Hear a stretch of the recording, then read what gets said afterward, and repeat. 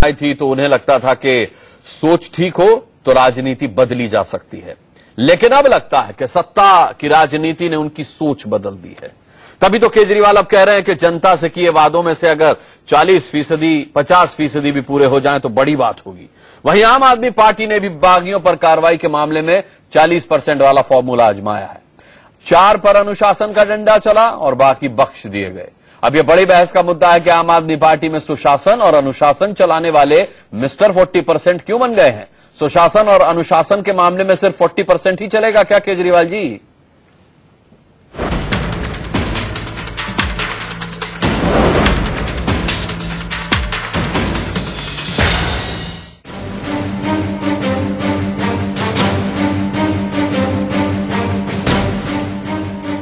अरविंद केजरीवाल ने दिल्ली और देश की राजनीति बदलने का नारा देकर आम आदमी पार्टी बनाई थी, लेकिन अब लगता है कि राजनीति ने आम आदमी पार्टी की नीति और नीयत को बदलना शुरू कर दिया है।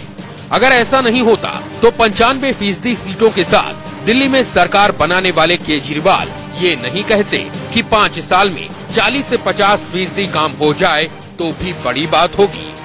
जब सरकार बनी थी थोड़ी नर्वसनेस थी, कर पाएंगे नहीं कर पाएंगे, कितना कर पाएंगे, लोगों की उम्मीदें बहुत ज्यादा हैं। ये जनता जो ऊपर चढ़ाती है 5 साल में जूते भी मारती है, तो कहीं 5 साल, लेकिन आज कॉन्फिडेंस है कि 5 साल के अंदर 100% नहीं तो कम से कम 40-50% तो हम लोग पूरा कर देंगे और ये कोई बुरा नहीं होगा।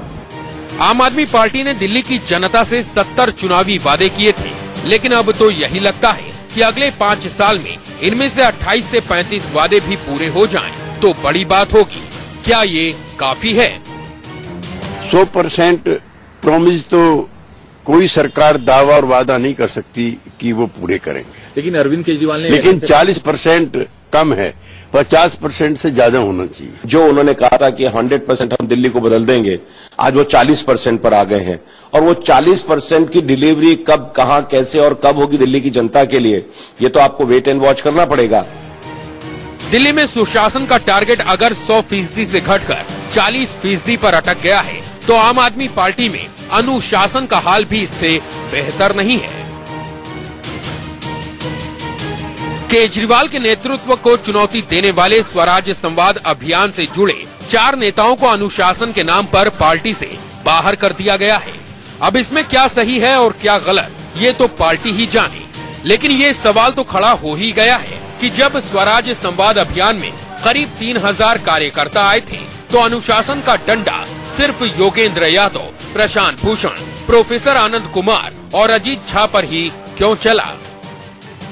तो यही दिख रहा है कि आम आदमी पार्टी पर जो लोग काबिज हैं वो अब आप नहीं, एक खाप पंचायत बन चुकी है। इन सबकी गतिविधियों को देखते हुए, जो कि काफी एंटी पार्टी थी, काफी नुकसानदायक हो रही थी पार्टी के लिए, हमने ये निर्णय लिया कि इन्हें अभी पार्टी से निष्कासित किया जाना चाहिए। चलिए, सभी कार्यकर्ताओं को न सही, लेकिन क्या ये अनुशासन का तकाजा नहीं था कि स्वराज संवाद के स्टेज पर मौजूद या फिर अपने समर्थन का संदेश भेजने वाले नेताओं को भी अनुशासन का सबक सिखाया जाता? उनको मेरी राय है कि हिटलर की ड्रेस उसको अडॉप्ट कर लेनी चाहिए। जब उसके तौर तरीके अपना लिए तो ड्रेस से क्यों परहेज? मैं भी तो गया था गुड़गांव में स्वराज संवाद में और मैंने वहां भाषण भी दिया था, जोर से दिया था। तो ये मेरा शो कॉज नोटिस कहाँ है जिसका मैं इंतजार कर रहा हूँ? अब आम आदमी पार्टी को इस सवाल का जवाब देर सबेर तो देना ही होगा कि क्या दिल्ली की जनता ने सिर्फ 40 से 50% काम के लिए ही जनादेश दिया है? क्या आम आदमी पार्टी में सुशासन और अनुशासन की गुंजाइश सिर्फ 40% ही है? 5 साल के अंदर 100% नहीं तो कम से कम 40-50% तो हम लोग पूरा कर देंगे। शिवानी त्यागी के साथ अजीत श्रीवास्तव, दिल्ली, इंडिया न्यूज। बड़ा सवाल है। इस सवाल का जवाब 1 घंटे तलाशने की कोशिश करेंगे और जिन मेहमानों के साथ करेंगे उनसे एक इंट्रोडक्शन। योगेंद्र यादव हमारे साथ हैं, आम आदमी पार्टी के पूर्व नेता। हमारे साथ आशुतोष होंगे, आम आदमी पार्टी के स्पोक्स पर्सन। संबित पात्रा हमारे साथ हैं, national spokes person Bharatiya Janata party के। यहां स्टूडियो में आलोक शर्मा मेरे साथ हैं, कांग्रेस के स्पोक्स पर्सन। रमजान चौधरी साहब हैं, योगेंद्र यादव के सहयोगी हैं। अभी आप में शामिल हैं। इसके अलावा यहाँ वरिष्ठ पत्रकार प्रदीप सिंह मेरे साथ स्टूडियो में मौजूद हैं। सभी का हम बहुत बहुत स्वागत करते हैं और बातचीत की शुरुआत योगेंद्र यादव के साथ मैं करना चाहूंगा। योगेंद्र यादव जी, ठीक 24 घंटे पहले जब आपसे बात हो रही थी तो आपके नाम के नीचे नेता आम आदमी पार्टी चल रहा था। क्या कहूं, इससे 24 घंटे में जो आपको आम आदमी पार्टी से निकाला गया, आपका दुर्भाग्य कहूं, पार्टी का दुर्भाग्य कहूं या राजनीति का दुर्भाग्य कहूं?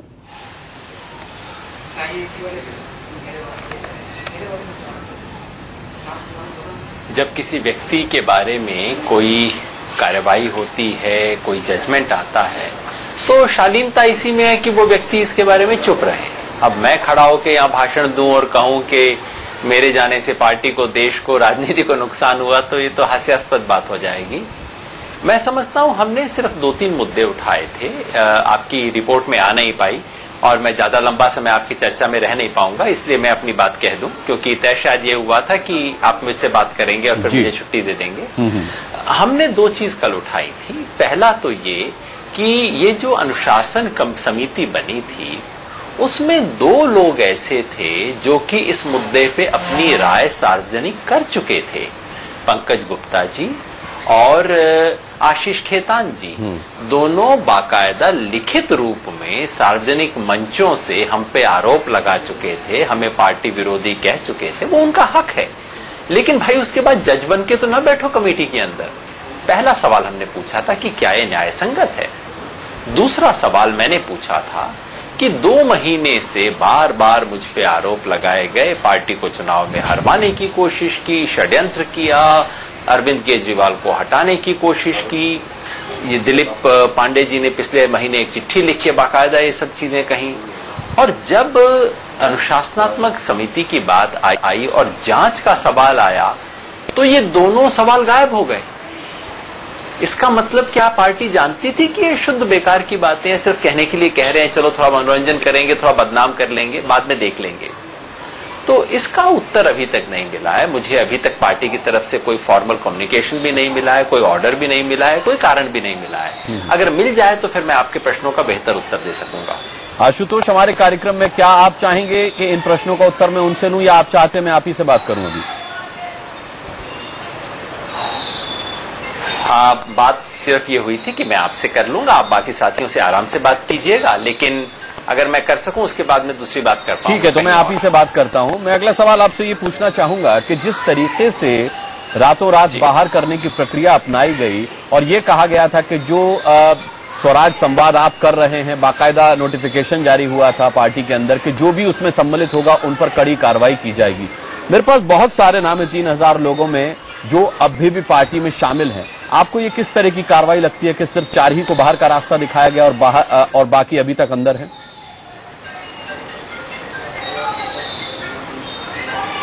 देखिए, असली मुद्दा ये नहीं है कि 4 को हटाया गया, बाकियों को कब हटाया जाएगा। मैं समझता हूं देर सवेर सबका ही नंबर आएगा। धर्मवीर गांधी जी जो कि आए भी नहीं थे, लेकिन उन्होंने केवल एक शुभकामना संदेश भेजा था, उनको अब पार्लियामेंट्री पार्टी के लीडर पद से हटा दिया गया है। तो मुझे भरोसा है कि पार्टी सबके साथ न्याय करेगी, सबका नंबर देर सवेर आएगा। वो कोई बड़ा मुद्दा नहीं है। सवाल ये है कि स्वराज संवाद की नौबत क्यों आई?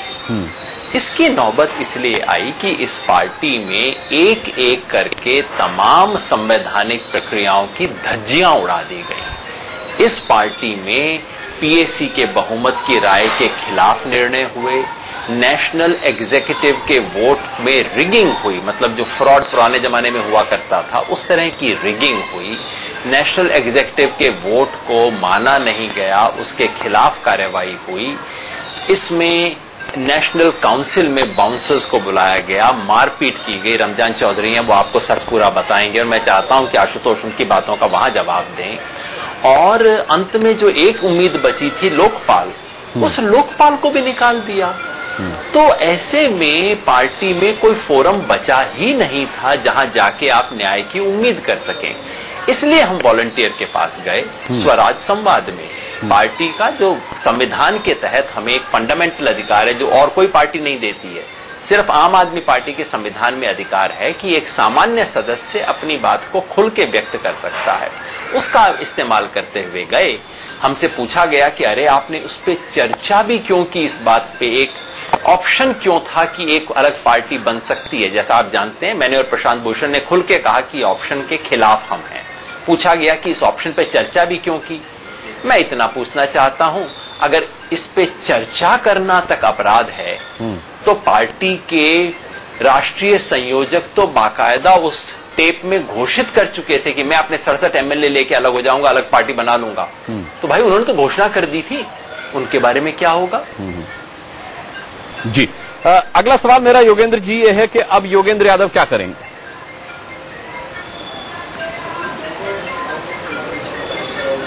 सवाल योगेंद्र यादव का व्यक्तिगत नहीं है, ये बहुत कार्यकर्ताओं का है, उन हजारों लोगों का है जो स्वराज संवाद में आए, और उससे भी ज्यादा हजारों जो कि उसमें जुड़ना चाहते हैं। एक चीज तय है, घर पे नहीं बैठेंगे, मैदान छोड़ के नहीं जाएंगे, ये आगे बढ़ने का समय है। इस अभियान में, इस आंदोलन में हजारों हजार ऐसे लोग जुड़े जो जिंदगी में पहली बार राजनीति में आए थे, जिनको कोई आस्था नहीं थी, पहली बार हिम्मत उठाई और आए। वो आज ठगा हुआ महसूस कर रहे हैं। उन्हें लग रहा है कि ये तो छोड़ो, राजनीति तो ऐसे ही गंदे काम की चीज है। उनको मनाना, उनके साथ जुड़ना, उन्हें राजनीति में रोकना और राजनीतिक ऊर्जा बनाना, ये हमारा पहला धर्म है, पहला काम है। ये लेके स्वराज अभियान देश भर में स्वराज संवाद ऑर्गेनाइज करेगा। प्रत्येक राज्य में कम से कम एक तो हम करने का प्लान कर रहे हैं, और उसके बाद पूरे देश में एक यात्रा चलाएंगे। उस यात्रा से हम देश भर में ऐसी छुपी हुई ऊर्जा को जोड़ेंगे, उसे जोड़ेंगे, और उसके बाद आके बैठेंगे और देखेंगे कि हाँ अब क्या आगे होना चाहिए। ठीक है, एक आखिरी सवाल मेरा योगेंद्र यादव जी ये है, क्योंकि आपने 10 ही मिनट का समय दिया है, कि कल जिस तरीके से किसानों के मुद्दे पर आप बीजेपी को आड़े हाथों ले रहे थे, तो मुझे लगता नहीं कि आप बीजेपी में जाने में इंटरेस्टेड हैं। कांग्रेस में आप जाएंगे नहीं, आम आदमी पार्टी से आप बाहर हैं, तो क्या योगेंद्र यादव एक नई पार्टी बनाने जा रहे हैं?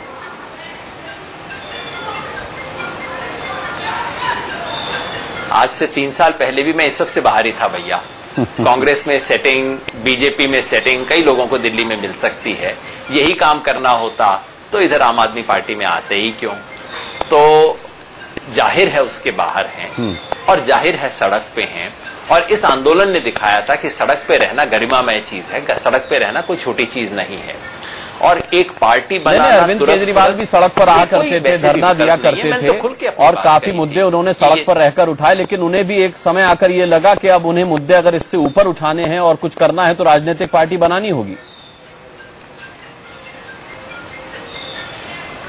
भाई आज तो देश का मिजाज ये बिल्कुल नहीं है। आज तो दूध का जला हुआ छाछ को भी फूंक फूंक के पी रहा है। और आज अगर आप जाके कहते हैं कि एक और पार्टी हम लेके आए हैं, लोग सर उठा के भी आपकी तरफ नहीं देखेंगे, क्योंकि वो एक बार ठगाए जा चुके हैं। अब उन्हें भरोसा दिलवाने की जरूरत है। तो कम से कम 3 काम पहले करने होंगे, उसके बाद सोचना होगा। पहला तो ये कि एक मॉडल बनाए ऐसे संगठन का जिसके अंदर लोकतंत्र हो, ताकि लोगों को भरोसा हो सके। दूसरा, नए विचार, नई नीतियां बनाएं, और तीसरा, देश भर में एक नई ऊर्जा पैदा करें। ये तीनों पैदा कर लेंगे, बैठेंगे, उसके बाद सोचेंगे, तब आपके सवाल का जवाब भी देंगे। ठीक है। योगेंद्र यादव जी, आपके सवालों का आशुतोष जवाब देना चाहते हैं। मैं आपसे निवेदन करूंगा कि क्या आप उनसे जवाब लेना चाहेंगे?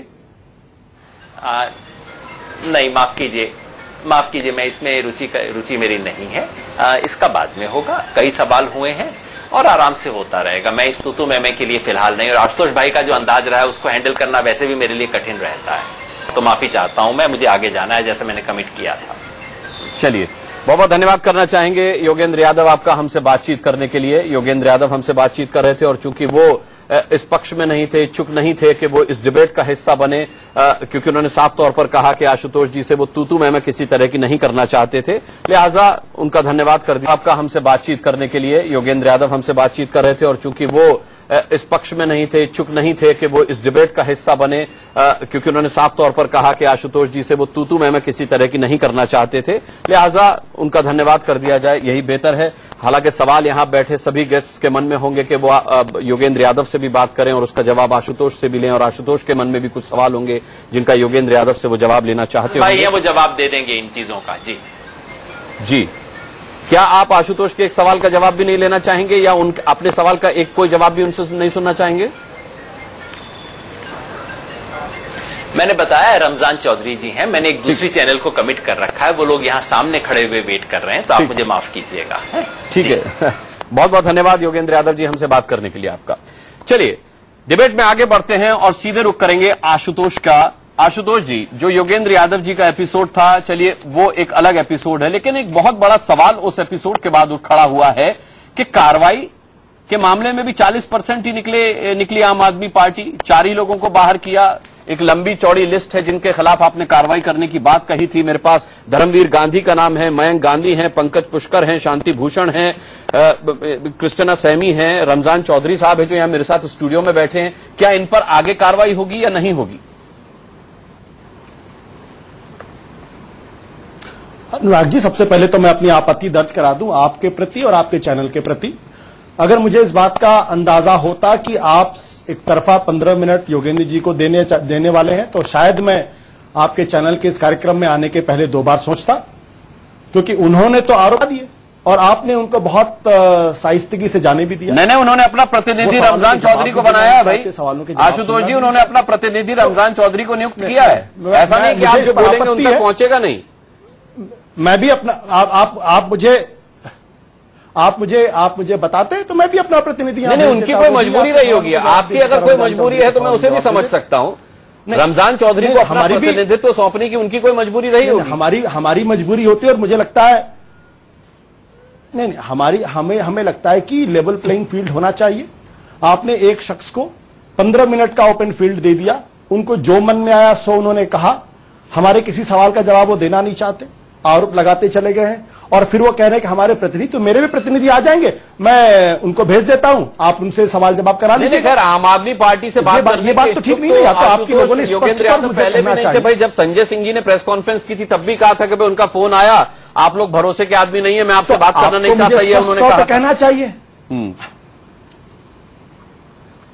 नहीं, अब ये तो बहुत सारी बातें जिसका जवाब मैं देना चाहता हूं, लेकिन देखिए मेरी कोशिश में कमी नहीं रही है आशुतोष जी, मेरी कोशिश में कमी नहीं रही है। मैंने 3 बार योगेंद्र यादव जी से कहा कि आशुतोष सम्मिलित होना चाहते हैं, पर वो इच्छुक नहीं थे आपसे बात करने के लिए। मैं बाध्य नहीं कर सकता था उनको।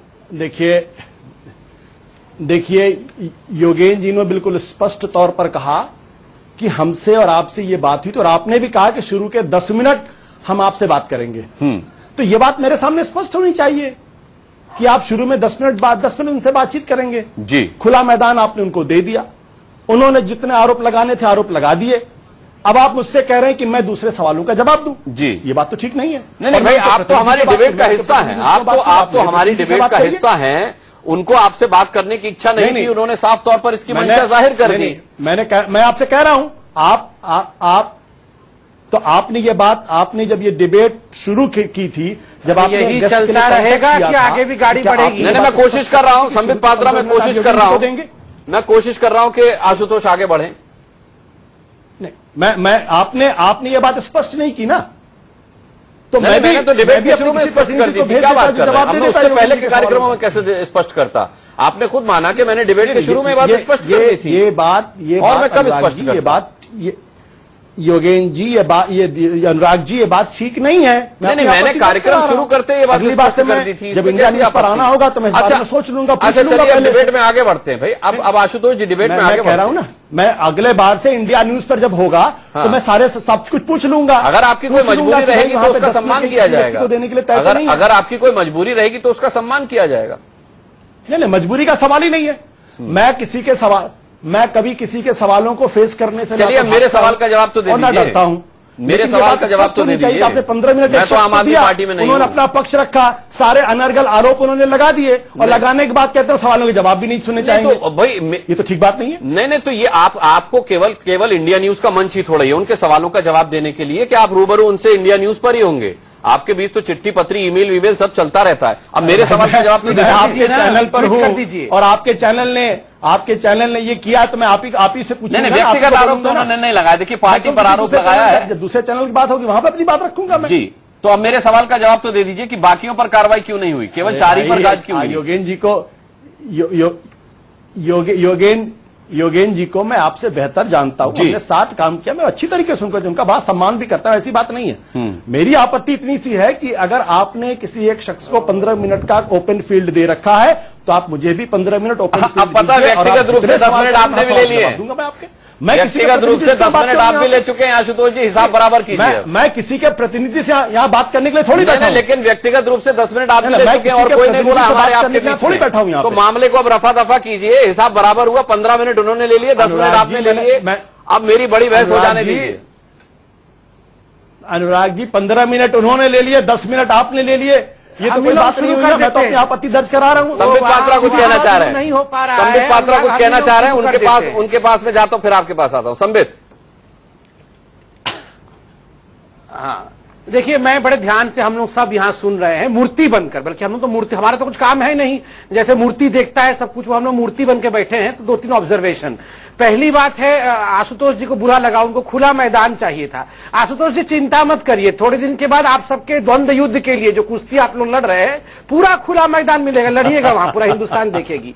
दूसरा, आपने कहा योगेंद्र जी को आप बहुत बेहतर जानते हैं, आपकी बात सही है, आप बहुत बेहतर जानते हैं योगेंद्र जी को, और आपने अभी नहीं थोड़ा मन में हंसिए, अनुराग जी को आपने स्नब किया कि वो आप क्या जानते हैं योगेंद्र जी को, मैं जानता हूं योगेंद्र जी, यही जानते थे, और आप सम्मान भी करते हैं योगेंद्र जी का, वो सब हम सम्मान जानते हैं, ऊपर से सम्मान, पीछे से लाभ, ये सब हम जानते हैं। मन में हंस के दिखाओ। नहीं सुनिए ना, सुनिए, ये भाषा आपकी हो सकती, मेरी नहीं हो सकती।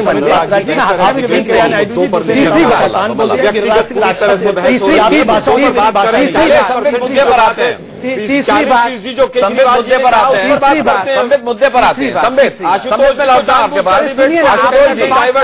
बात तो कर रहा हूँ कम से कम। आशुतोष जी, मिस्टर होप नाम से किताब आपने लिखी और आपके मिस्टर होप होपलेस हो गए, एक क्लियर लास्ट सुई आकर 40% पर अटक गई केजरीवाल। थोड़े दिनों के बाद यही होगा कि ये जितने फ्रेम बने हुए हैं ना, सभी फ्रेम में आम आदमी पार्टी के लोग नजर आएंगे। ये 6 संबित, मुझे ब्रेक लेना है, उससे पहले आशुतोष जी से सवाल कर लूं मैं। नजर आएंगे, वो आपस में एक दूसरे का पोल खोल रहे होंगे। ठीक है मत करिए। आशुतोष जी, आपने मिस्टर होप लिखी और आपके मिस्टर होप ही होपलेस हो गए, अब केवल उनको लग रहा है 5 साल में 40% दे जाऊं तो बहुत है।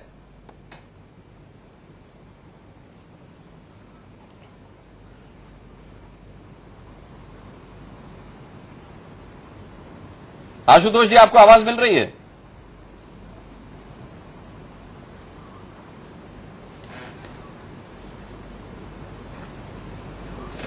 बाकी बार की तरह ही आवाज। चलिए आशुतोष जी, गुजारिश करेंगे कि आवाज अगर आपको मिल रही है तो आप बने रहिएगा हमारे साथ। एक मौजूद बुनियादी सवाल 22 मिनट बाद पूछने का आपने मौका दिया और उसका भी जवाब आपने नहीं दिया। एक छोटा सा ब्रेक है।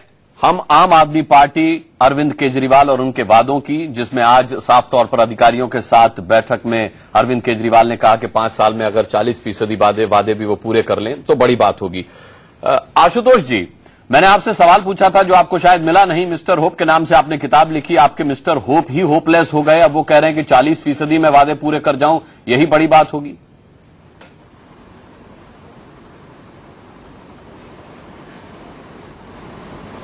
आप अपना सवाल दोहराएंगे क्या? मैंने कहा आपके मिस्टर होप होपलेस हो चुके हैं, आपने तो किताब लिखी थी मिस्टर होप, शायद केजरीवाल साहब ने पढ़ी नहीं, अब वो कह रहे हैं कि 40% वादे ही पूरे कर लूं काफी है।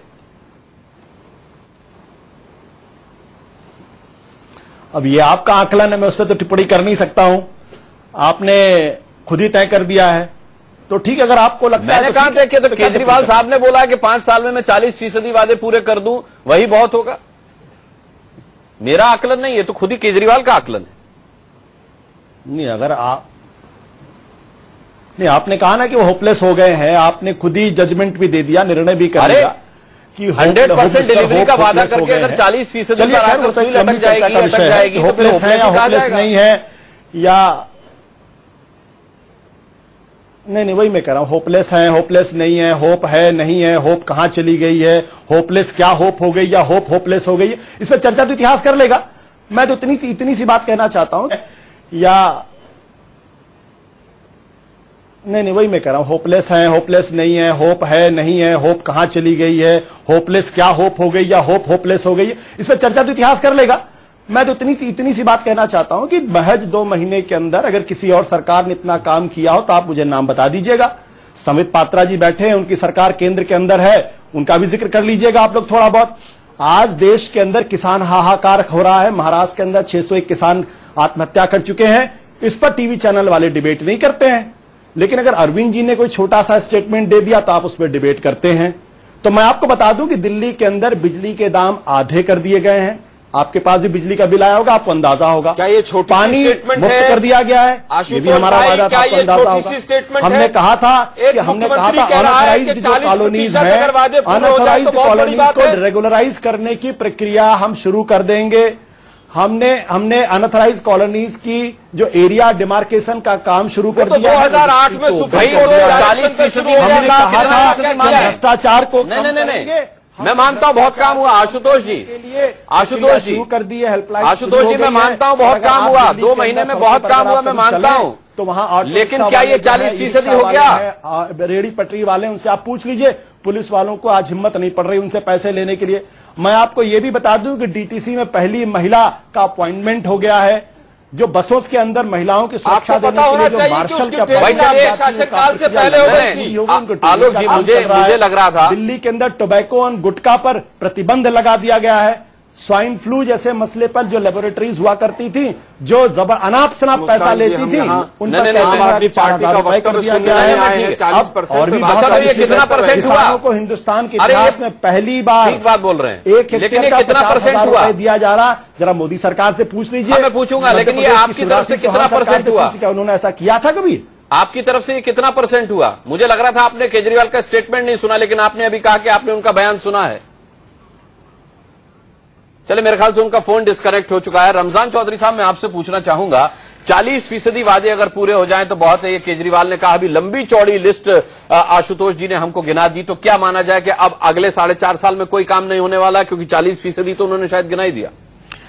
अनुराग जी, जिस तरह से 2 महीने में पार्टी के अंदर या बाहर जो कुछ भी हुआ है, उस पर मैं अगर कामों की या दूसरी तरह की बात करूं तो शायद वो बात बेमायने होगी।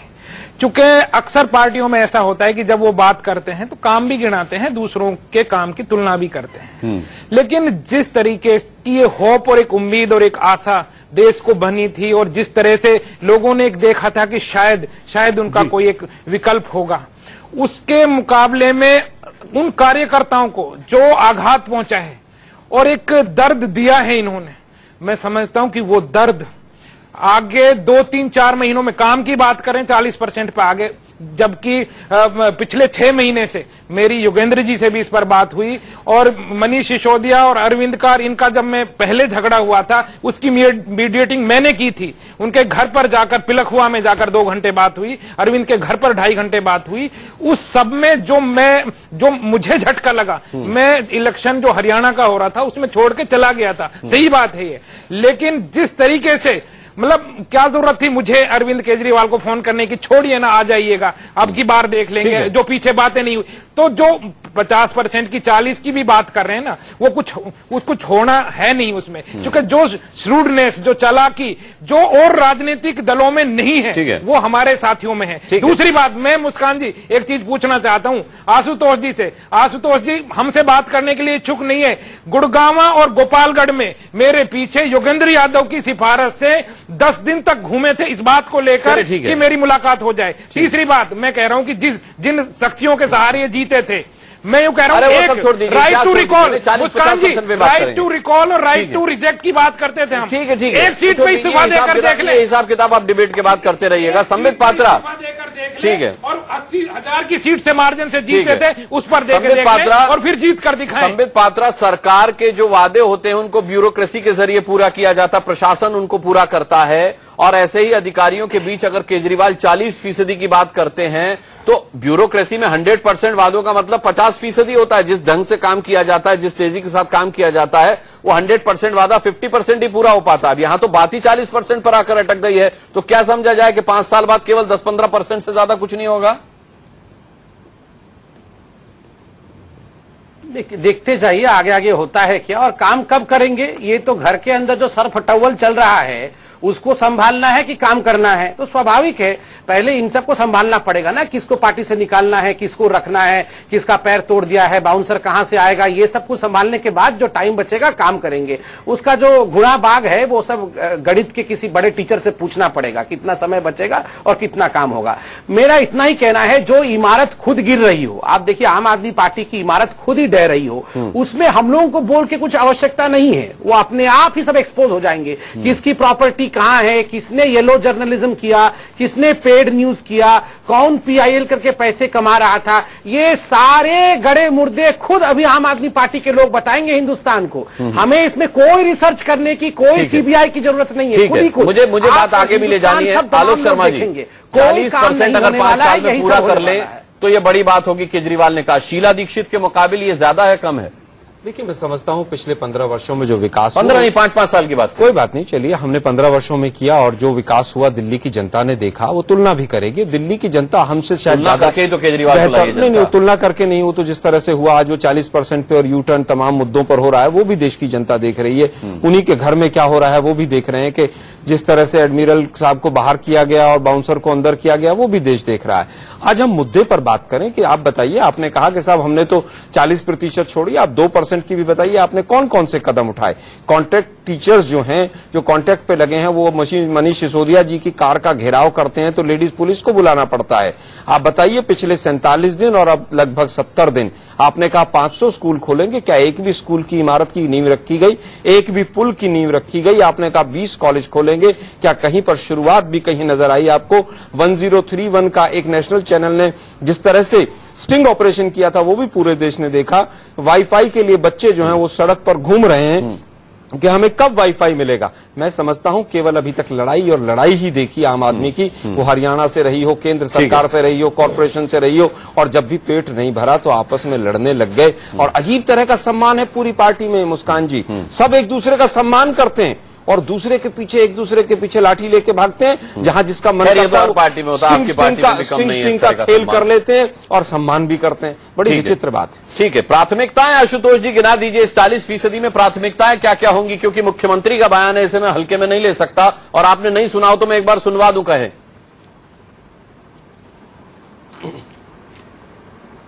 नहीं, जिस दिन आप पार्टी की गवर्नेंस की प्राथमिकताओं पे चर्चा करने के लिए डिबेट करेंगे उस दिन चर्चा भी करेंगे। अरे मैं 40% में क्या क्या आज आपने तय कर लिया है कि आम आदमी पार्टी की सरकार तो 2% भी काम नहीं करेगी।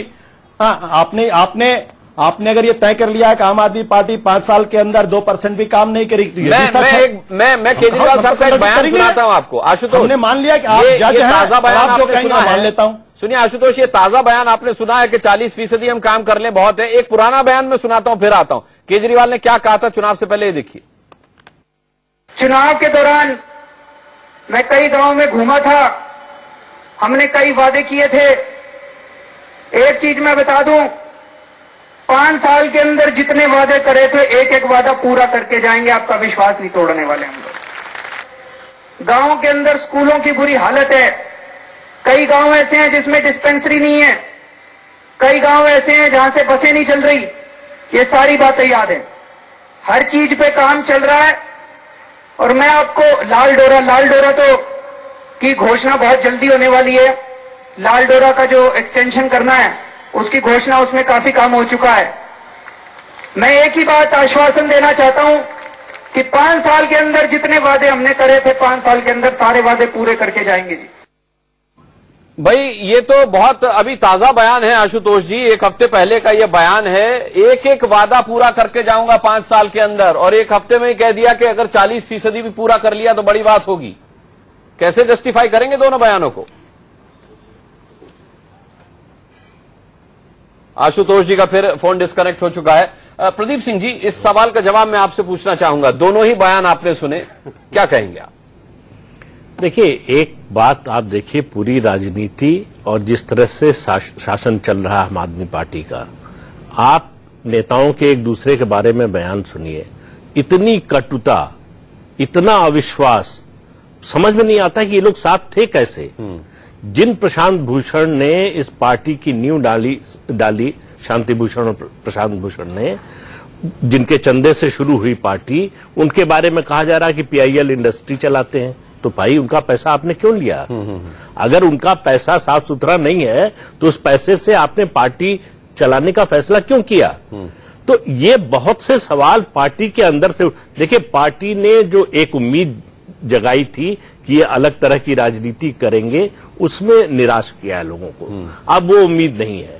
एक उम्मीद थी कि शासन के मुद्दे पर शायद बेहतर करेंगे और दलों से और सरकारों से अलग होंगे, लेकिन अभी आपने जो दो बयान सुनाए, अभी ये जो 40% वाला बयान है, ये दरअसल लोगों की उम्मीद को घटाने का प्रयास है। एक दूसरा, जब मुख्यमंत्री जब पब्लिक में होते हैं तो एक हफ्ते पहले कहते हैं कि 5 साल में एक वादा पूरा करूंगा, और जब अधिकारियों के साथ होते हैं तो एक बात जो आपने पहले कही, ब्यूरोक्रेसी के सामने जब चीफ मिनिस्टर इस तरह की बात करता है तो ब्यूरोक्रेसी के लिए इससे ज्यादा खुशी की बात कुछ नहीं होती। ये तो खुद ही 40% सोच रहे हैं। जब खुद मुख्यमंत्री का कमिटमेंट नहीं है अपने मैनिफेस्टो के प्रति उसको 100% लागू कराने का, तो फिर उस ब्यूरोक्रेसी पर क्यों दबाव होगा? फिर ब्यूरोक्रेसी क्यों करना चाहेगी? तो जब वो 40% कह रहे हैं तो ब्यूरोक्रेसी 10% को भी ज्यादा मानेगी। तो ये एक तरह से लोगों के साथ विश्वासघात है। होगा नहीं होगा, कितना अचीव करेंगे वो बाद में पता चलेगा, लेकिन अगर शासन में आने के 2 महीने बाद ही आप ये कहना शुरू कर दें कि हम 40-50% भी वायदे पूरे कर दें तो बहुत बड़ी बात होगी, तो इससे ये लगता है कि आपने ईमानदारी से वायदे नहीं किए थे।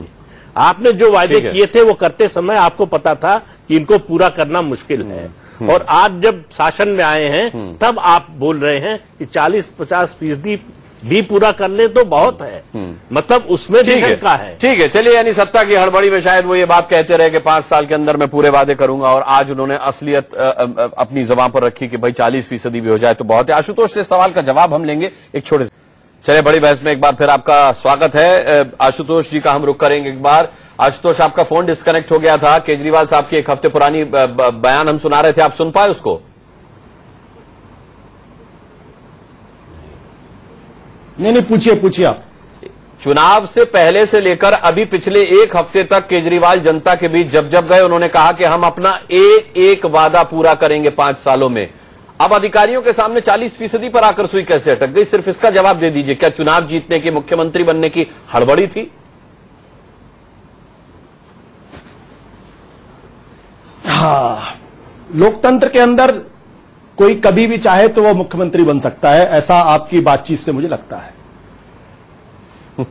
मैं आपको ये बताना चाहता हूं कि आज की तारीख में राम जेठमलानी जी ने भी बयान दिया है कि मैं जर्मनी गया था और वहां के लोगों ने मुझे बताया है कि काला धन लाने के मसले पर कोई प्रयास केंद्र सरकार ने नहीं किया है। पहुंच गया, और उनकी नजर में वित्त मंत्री जी इस पूरे मसले पर सीरियस नहीं है कि ब्लैक मनी देश के अंदर आए। ये बीजेपी के सांसद कह रहे हैं कि काले धन के मसले पे आशुतोष जी पर चर्चा नहीं होगी। सवाल मैंने काले धन पर नहीं पूछा है, आज हम काले धन पर बैठे हैं, आत्महत्या करनी है, आज हम काले धन पर बैठे हैं। आम आदमी पार्टी की छोटी सी चीज को बड़ा बना दिया जाए। आशुतोष, छोटी सी चीज उनकी कैसी बातें कर रहे हैं? दिल्ली की जनता के साथ बहुत बड़ी ठगी का मामला है ये।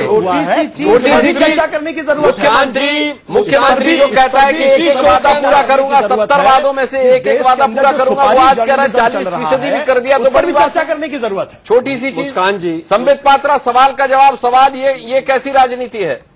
वही तो मैं कह रहा हूं कि राम जेठमलानी जो बीजेपी के राम जेठमलानी का जवाब छोटी सी चीज है। आपसे जो सवाल पूछा गया आप उसका जवाब तो दे नहीं पा रहे हैं। क्या है जो आप पता नहीं कौन सा रिसर्च लेके बैठे हैं, किसी दिन बैठेंगे काले धन पर, फिर आ जाइए इन बातों में, इन तथ्यों के साथ। आम आदमी पार्टी की मानसिकता के विषय में हमें बताने की आवश्यकता नहीं है।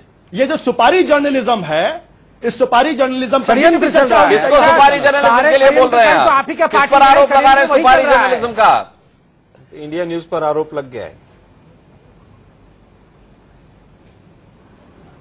फिर से फोन डिस्कनेक्ट हो गया मुझे लगता है। आप ही के पार्टी में है आज। आशुतोष का फोन कह रहा हूं कि भाई किसानों के महाराष्ट्र के अंदर 600 किसानों ने आत्महत्या की पिछले 3 महीने के अंदर। अरे मैं दिल्ली पर फोकस डिबेट लेकर बैठा हूं, आप महाराष्ट्र पहुंच रहे हैं, कभी जर्मनी पहुंच रहे हैं। 1.5 साल के सबसे निचले स्तर पर है, क्या उस पर चर्चा हुई? क्या आशुतोष जी केवल बता दीजिए कि मुख्यमंत्री का बयान जो है उसकी कोई पहल तो नहीं है क्या? इस पर चर्चा हुई क्या?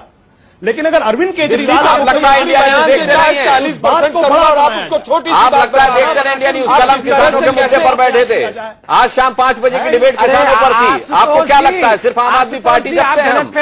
हम देश से जुड़ा हर मुद्दा उठाते हैं। आज डिस्कशन इसलिए कर रहे हैं क्योंकि दिल्ली में अमित शाह की सफलता की चर्चा करें। आपके मुख्यमंत्री ने 100% वादे पूरे करने का वादा किया था। अपील दायर अरे आप सुनते हैं किसी की अच्छी आप लोगों के बीच चलन किया है, गया, इस पे नहीं या चर्चा तो मामले को डाइवर्ट कर दीजिए या आप बोलते लोग जाइए। सुपारी जर्नलिज्म पे भी चर्चा करिए ना। कमाल कर रहे हैं आशुतोष, आपसे जो सवाल पूछा गया आप उसके बदले 5 सवाल उठा रहे हैं। आप भूल गए हैं कि आप एडिटर इन चीफ नहीं है अब। नहीं, मैं कह रहा हूँ मैं कह रहा हूँ डिबेट होगा वो आप चैनल पे छोड़ दीजिए, उस पर चर्चा करिए। चर्चा करते हैं आप लोग की जो टॉपिक मैंने रखा उस पर चर्चा करूंगा। आपके किसान नागपुर आपके हिसाब से चर्चा का टॉपिक चर्चा की, आपके हिसाब से चर्चा का विषय निर्धारित नहीं होगा। आपके हिसाब से नहीं होगा। जहां देवेंद्र फडणवीस भड़कने जैसी कोई बात नहीं भाई, भड़कना मुझे थे, मेरे सवाल का जवाब आपने नहीं दिया। 3 महीने के अंदर आत्महत्या की अनुराग जी इंतहा हो गई है। बाउंसर वाली पार्टी है, ज्यादा सवाल मत पूछिए, नहीं तो बाउंसर खड़े मिलेंगे इंडिया न्यूज के बाद। सुपारी जर्नलिज्म चल रहा है भाई, आप भी उसी जर्नलिज्म से आते हैं। अगर चल रहा है तो आप भी उसी जर्नलिज्म से आते हैं। मुझे बड़े खेद के साथ कहना पड़ता है आशुतोष। मैं माफ करिएगा अनुराग मुस्कान जी, मैं उस जर्नलिज्म से नहीं आता हूं। नहीं, आपने तो सुपारी जर्नलिज्म कह के पूरे जर्नलिज्म को घेर लिया ना।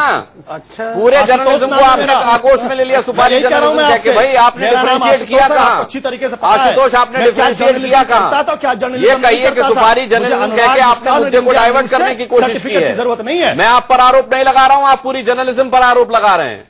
मैंने तो सिर्फ ये कहा है कि अगर सुपारी जर्नलिज्म है तो आप भी उसी का अंग चर्चा है। करिए महाराष्ट्र के किसानों के ऊपर कि महाराष्ट्र के किसान के मुख्यमंत्री के शहर के अंदर 300 किसानों ने आत्महत्या पिछले 3 महीने में की है। इस पर क्यों आपको सर्टिफिकेट देने का हक किसी ने नहीं दिया। एक छोटे से सवाल का जवाब अगर आप दे सके। आज आशीष खेतान का सुनिए मेरे पास है शहर के अंदर 300 किसानों ने आत्महत्या की है। अनुराग आज आशुतोष डिसाइड कर दिया है। जानबूझ के पुरुषों को खराब करना, डाइवर्ट करना, आशुतोष जी ने काम किया है। छोटा सा बयान दे देंगे तो उस पर आप लोग 1 घंटे का प्रोग्राम करेंगे। आशुतोष जी ये चलिए, मैं मानता हूँ कि आशुतोष किसी भी मेरे सवाल का जवाब आपके पास नहीं था, सिवाय आक्षेप उठाने के, सिवाय उंगली दिखाने के। एक्सपोर्ट प्रदीप सिंह एक फाइनल कमेंट मैं आपसे लेना चाहता हूँ। नहीं, मैं आज आशीष खेतान ने सीधी सी बात कह रहा हूं। आज आशीष खेतान ने कहा कि पूरी की पूरे ये जो प्रशांत भूषण है इनका काम जो है वो 500 करोड़ का हाँ उससे चलता है।